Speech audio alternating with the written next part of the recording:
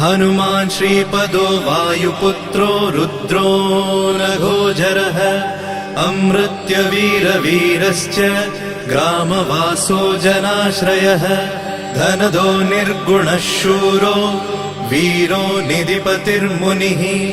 पिङ्गाक्षो वरदो वाग्मी सीताशोकविनाशकः